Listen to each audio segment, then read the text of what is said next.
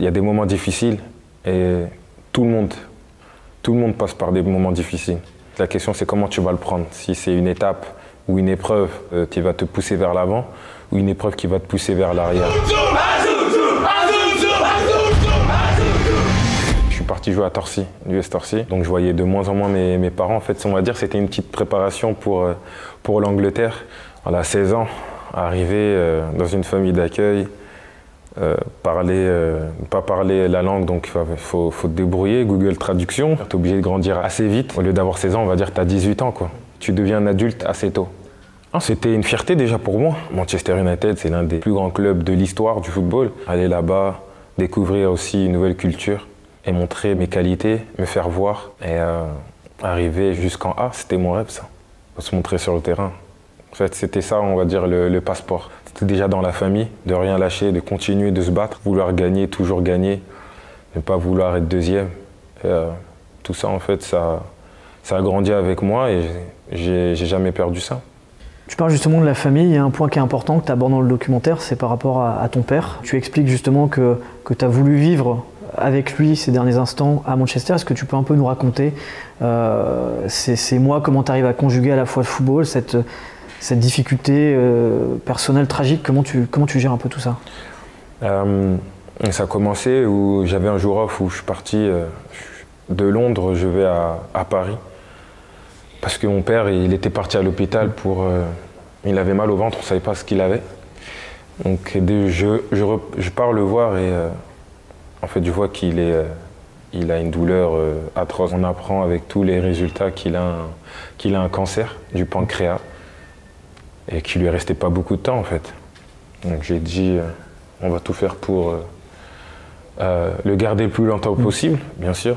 Et on va trouver le meilleur hôpital où on va faire les meilleures causes pour qu'il soit auprès de nous, qu'on puisse le voir. Et voilà, il est passé à Manchester pendant quelques mois. J'ai pu quand même être à ses côtés. Et voilà, en même temps avec le foot, c'était un boost. Comme je dis encore, je ne l'ai pas pris comme une détresse, mais plutôt comme une force. Voilà, on était en Europa League, donc je disais on va gagner l'Europa League, je vais gagner l'Europa League pour mon père. J'étais, on va dire, assez préparé pour ça. On va tous y passer. C'est quelque chose qui est entre guillemets naturel et qu'on ne l'admet pas. Mais voilà, il faut le prendre du bon côté aussi. Donc voilà, on a fait les causes et c'était vraiment préparer sa fin dans le meilleur terme possible.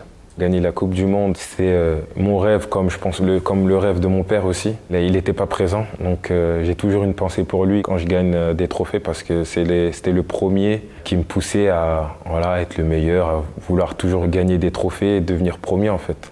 Donc ma pensée, elle sera toujours vers lui. Dans le sport et dans la vie en général, c'est la tête qui contrôle tout. Quand tu es bien dans ta tête, les choses c'est plus fluide, c'est plus facile. Même au Havre, il y a des moments où voilà, je ne suis pas titulaire, je me dis en fait je suis pas bon, il faut que je travaille plus. En fait moi je le prenais comme ça, il faut que je travaille plus, pas il faut que j'arrête. Il faut que je travaille plus. En fait il n'y a pas de barre, tu peux toujours monter en fait. Tu peux toujours monter. Et, je me dis toujours ça en fait. Que même si je rêvais de jouer en équipe de France, je l'ai fait. J'ai joué une Coupe du Monde, je l'ai fait. Gagner la Coupe du Monde, marquer, tout ça a été fait, donc il n'y a pas de limite en fait. Il y a encore des rêves, des objectifs que je peux toujours atteindre. Gagner la Champions League qui n'a pas été fait, donc ça c'est un objectif. Gagner championnat anglais, gagner toujours des coupes en fait, toujours plus.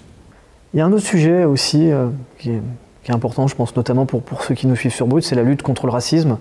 On sait que c'est des choses qui arrivent malheureusement encore trop souvent dans les stades, dont toi tu as déjà aussi été victime. Est-ce que tu peux nous raconter un peu, avec un peu de recul, ces événements-là? Ce sont des événements assez, on va dire assez tristes. C'est de l'ignorance ou de la provocation, je ne sais pas. Dans un stade de foot où Tu viens pour chercher, vraiment pour voir un spectacle. Pour les amoureux du football, en fait. Quand tu es fan du football, tu es obligé d'aimer les couleurs. Parce qu'il y a tellement de joueurs de qualité dans différents pays, différentes cultures, différentes couleurs. Donc quand tu es un fan de foot, tu es obligé d'aimer les couleurs. Tu ne peux pas te baser sur une couleur, en fait. Et voir ça sur les terrains, ça doit pas y être. On est là pour donner du spectacle, surtout aux supporters, et nous faire plaisir, leur faire plaisir. Ils viennent pour nous supporter à la base ou supporter leur équipe, et tu ne veux pas voir ces actions-là, et quelle réponse tu donnerais à ces gens-là? Moi, c'est ma force. Voilà, ça, en fait, c'est juste être bon, leur donner encore plus de spectacle. Parce qu'à la fin, ils vont t'applaudir. Et ça a déjà été le cas. Il faut être